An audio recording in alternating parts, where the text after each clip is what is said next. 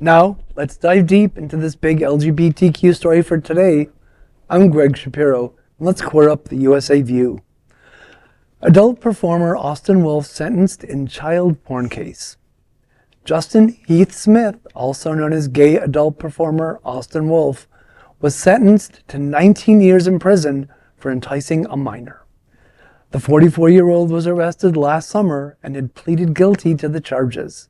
Prosecutors submitted a 15-page memorandum on September 22nd requesting a maximum sentence for Smith, referencing other victims beyond the 15-year-old whom this case centered on.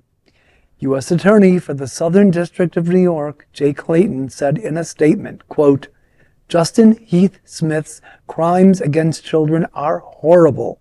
He targeted kids as young as 7, and every New Yorker wants him and those like him off our streets for as long as possible and never again near our children," end quote.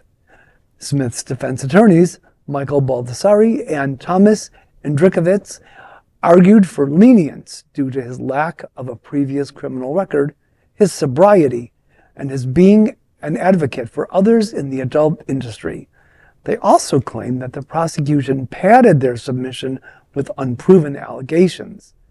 The adult industry was rattled by Smith's arrest in June of 2024 when FBI agents found hundreds of child sexual abuse images on an SD card in his Manhattan apartment. Many other performers warned that conservatives would use the charges to continue attacks against the LGBTQ community at large.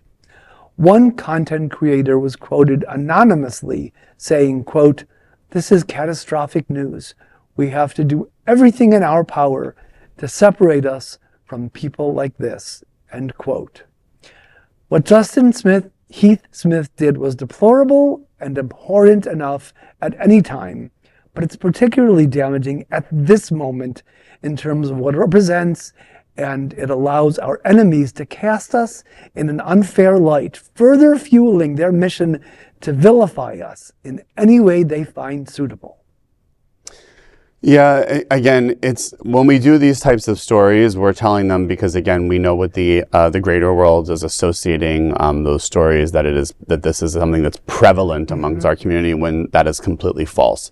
We also know that there's plenty of stories that can be filled up on this news channel, and we've talked about some of them, of conservatives being accused for the exact same thing, such as Republican lawmakers,